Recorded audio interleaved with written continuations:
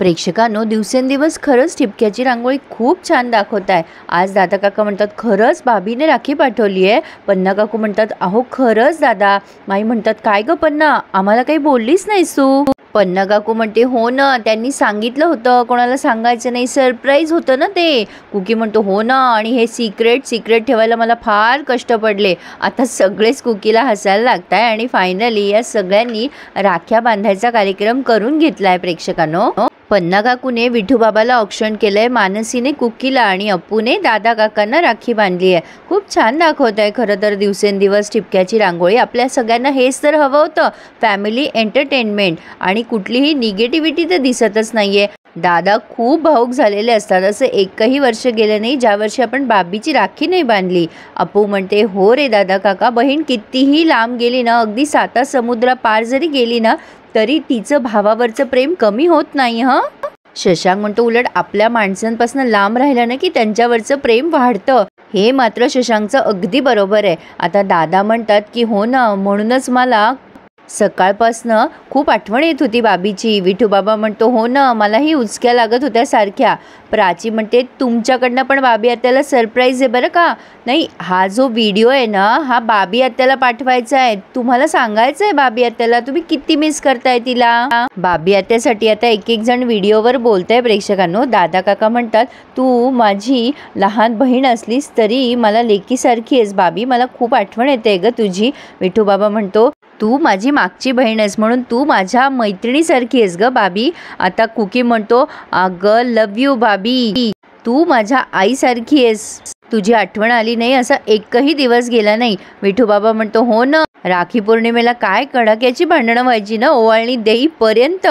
ए बाबी, आपलं बोलणं हल्ली खूप कमी झालंय ना. दादा काका म्हणतात हो ना, ते दिवस रात्र सांभाळून नेमकंच बोलावं लागतं ग बाबी. माई रडायला लागतात आणि म्हणतात वंश बस झालं त्या अमेरिकेचं कौतुक, या तुम्ही सगळे आता एकत्र राहण्यातच सुख आहे. आता सुवा वहिनी लगेच पदर देत आहेत माईंसाठी. माई म्हणतात काय ग सुवाई म्हणतात काय माई, या सगळ्यांना धीर द्यायचं सोडून तुम्हीच डोळ्याला पदर लावला तर कसं चालेल. दादा, बाबी वंश दूर आहेत त्या फक्त शरीराने. अहो आजही त्यांनी राखी पाठवली म्हणजे त्या किती जवळ आहेत आपल्या मनाने. आणि काय हो, बाबी वंशने आठवणीने पाठवली ना राखी. किती धडपड करावी लागली असेल त्यांना तिथून राखी पाठवायला. आणि कुकी भाऊजी, ही धडपड कशासाठी माहितीये का, या घरातली प्रथा सांभाळली जावी ना म्हणून.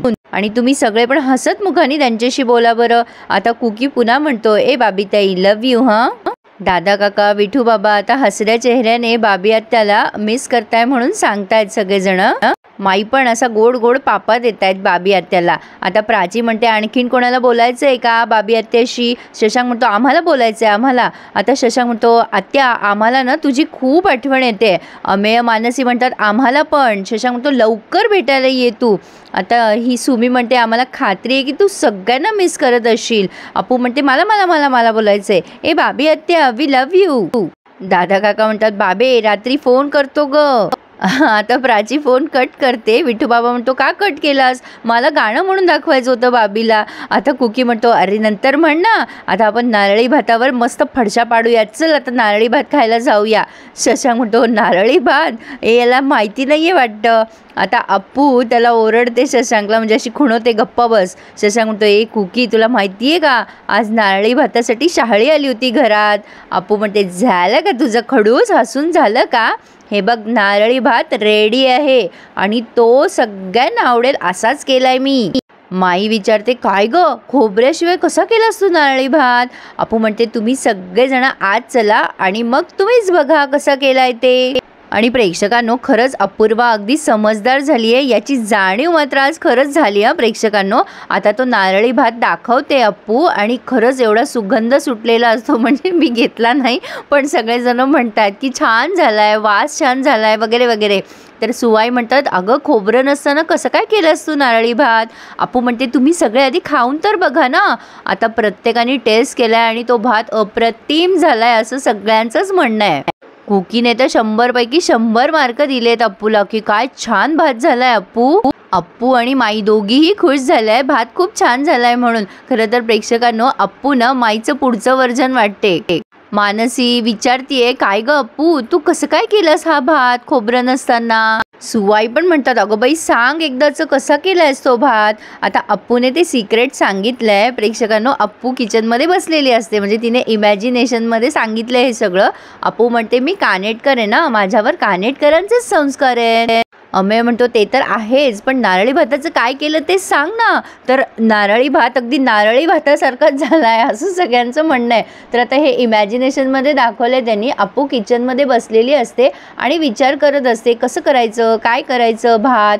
आणि अचानक तिला आठवतं की खोबऱ्याच्या वड्या केल्यात माईने, म्हणून ती विचार करते, डोकं लावते. खोबऱ्यामध्ये ड्रायफ्रूट्स असतात आणि खोबरं पण असतं आणि नारळी भातामध्ये एक्झॅक्टली तेच हवं आहे, फक्त भात ॲड करायचा आहे. म्हणून अप्पूने भातामध्ये त्या खोबऱ्याच्या वड्या मिक्स केल्या. भारी डोकं लावलंय हां.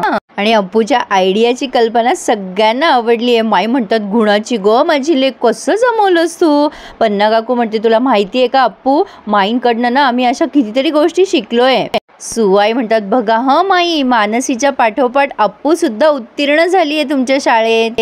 विठू बाबा म्हणतात, हो खरंच 100पैकी 100 गुण हं नारळी भातासाठी. मानसी म्हणते, मानलं पाहिजे हं अप्पू तुला.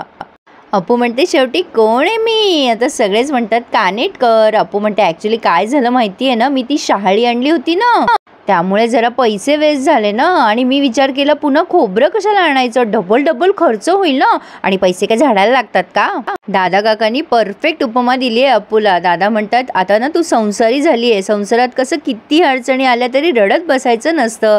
खरंच प्रेक्षकांनो, अप्पू खऱ्या अर्थाने संसारी झाली आहे. माई मनामध्ये विचार करताय की माझ्या या भरल्या घराला कोणाची नजर नको बाई लागायला. आणि प्रेक्षकांनो, आता पहाटे पहाटे सुवाई आणि विठूबाबाचा संवाद मस्तच दाखवलाय. आता हा विठूबाबा रियाज करत असतो. सुवाई पिशव्या घेऊन येते आणि आधी कुत्र्याला हकलते, हाड हाड.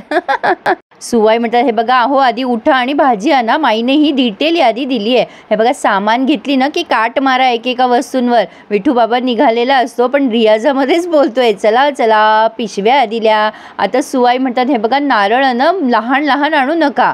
विठूबाबा म्हणतो, हो ग बाई. सुवाई म्हणतात, नुसतं हो म्हणू नका, मागच्या वेळी तुम्ही काय केलं होतं, तुम्ही महाग पोत्यातले सगळ्यात छोटे नारळ उचलून आणली होती. स्वस्त असतील तर लहान नारळ आणा, महाग असतील तर त्याच पोत्यातले सगळ्यात मोठे 2 नारळ आणा. विठूबाबा तेच रिपीट करतो, पण मग म्हणतो स्वस्त असतील तर पाणीवाले नारळ ना. आता सुवाई म्हणते, नाही नाही शहाळी आहेत घरात, नारळ आणा फक्त.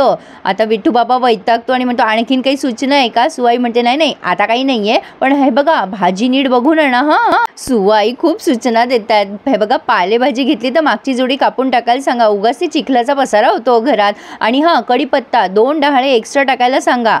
10वर 2 फ्री मिळतात, आपण 3रं टाकायचं. आता विठूबाबा म्हणतो, अगं तूच चल ना बाई, भाजी घ्यायला हवं ते खरेदी कर, मग मी असं नुसतं पिशव्या घेऊन उभं राहतो. सुवाई म्हणतात, जा ना, घरातलं मीच करू, तुम्ही बाहेरचं तर करा. आता तेवढ्यात अमेय येतो आणि म्हणतो, ए सुवा काकू चहा दे ना. आता विठूबाबा पुन्हा मागे येतो आणि म्हणतो, मला पण दे ना सुवा चहा. सुवाई म्हणते, अजिबात तुम्हाला मिळणार नाहीये. विठूबाबा म्हणतो, ए अमेय ऑटो बुक करतो का रे. अमेय ऑटो बुक करणार, तेवढ्यात दादा काका येतात आणि म्हणतात, अरे ऑटो कशाला, एखादा रथ बुक कर की, तसेही पैसे झाडालाच लागतात ना, पालापाचोळा म्हणून उधळूया. विठूबाबा लगेच म्हणतो, मी तेच म्हणतोय दादा, हे मुलं ना ऐकतच नाही. दादा म्हणतात, मी ऐकलंय कोणी कोणाला काय म्हटलंय ते. हे बघ विठू, चालत जा. आणि येताना विठूबाबा म्हणतो, हा येताना ऑटोनी येतो. दादा म्हणतात, नाही बसनी यायचं, गर्दी कमी असते विठू, बसने यावेळेला. सुवाई म्हणतात, जा की चालत, अहो तुमचे पाय मोकळे होतील. विठूबाबा म्हणतो, चल ना दादा, तू येतोस का पाय मोकळे करायला. दादा काका घड्याळ दाखवतात आणि म्हणतात, झाला माझा सकाळीच मॉर्निंग वॉक. विठूबाबा सुवाईवर लोटतो. या सुवाला ना काही कळतच नाही, काय ग सुवा. आता विठूबाबा गेलाय. दादा काका म्हणतात, ए सुवा तुला राग नाही ना आला, मी त्याला पायी जायला सांगितलं तर. सुवाई म्हणतात, काहीतरी काय दादा, उलट ना त्यांची थोडी हालचाल व्हायला हवी, म्हणूनच मी त्यांना सांगितलं भाजी आणायला जा. दादा अमेला धपाटा मारतात आणि म्हणतात, काय रे, त्याने ऑटो बुक करायला सांगितली की लगेच काय निघालास बुक करायला, त्याच्यासोबत जायचं असतं ना पिशव्या धरायला.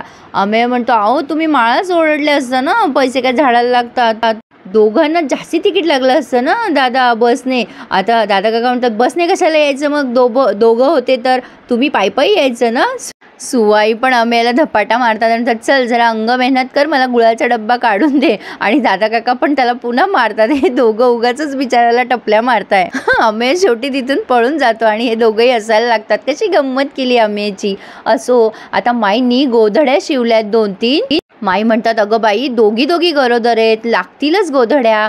आता सुमी म्हणते काय छान शिवल्यास ग माई, मलाही शिकव हा. पन्ना काकू म्हणते माई आपल्या उस्ताद आहे हा, त्यांचा उत्साह दांडगा आहे. प्राचीच्या वेळेला पण खूप गोधड्या शिवल्या होत्या त्यांनी.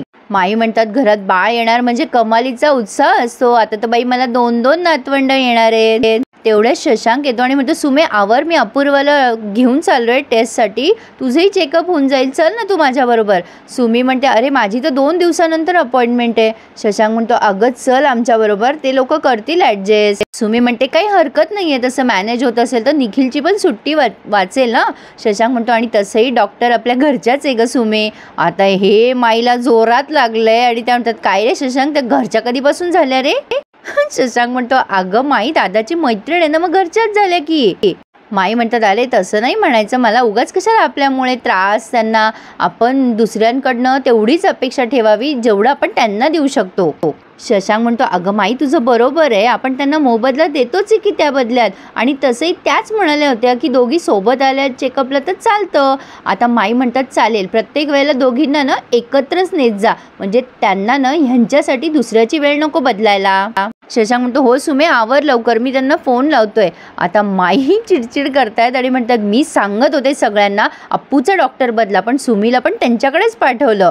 सुमी म्हणते माई चांगली गोष्ट आहे ना, त्या ओळखीच्या आहेत ना म्हणून त्या तपासतात छान मला, आणि मला ना त्या तर आईसारख्याच वाटतात, खूप छान आहेत त्या. आता माई अजून चिडतात. सुमीला म्हणतात जा जा लवकर जा, तुझी आई वाट बघत असेल. सुमी म्हणते एवढं का चिडतेस माई. पन्ना काकू म्हणते जा ग बाई आवर लवकर तू, आणि सावकाश जा जरा. माई आता खूप चिडचिड करतायत. पन्ना काकू म्हणते काय चिडता हो माई तुम्ही. माई म्हणतात चिडू नको तर काय करू, तिचं नाव जरी काढलं ना तर माझी चिडचिड होते. पन्ना काकू म्हणते अहो माई दादांनी नव्हतं नेलं अप्पूला तिथे, अंजलीबाईनीच नेलं होतं त्यांच्याकडे. माई म्हणतात तेच ना, त्या अंजलीला पण अख्ख्या नाशिकात तीच बाई सापडली का. अरे देवा. आणि इथे त्यांनी हा रिव्ह्यू पूर्ण केलाय, पण पुढे आपण बघतोय पन्ना काकूने जरा स्नेहलतांचा विषय खेचलाय. त्या मानसीला म्हणतात त्या स्नेहलतानं किती हुशार गायनाक आहे. मानसी म्हणते हो ना, त्या दादांच्या मैत्रिणी म्हणून किती छान लक्ष देतात नाही अप्पूकडे.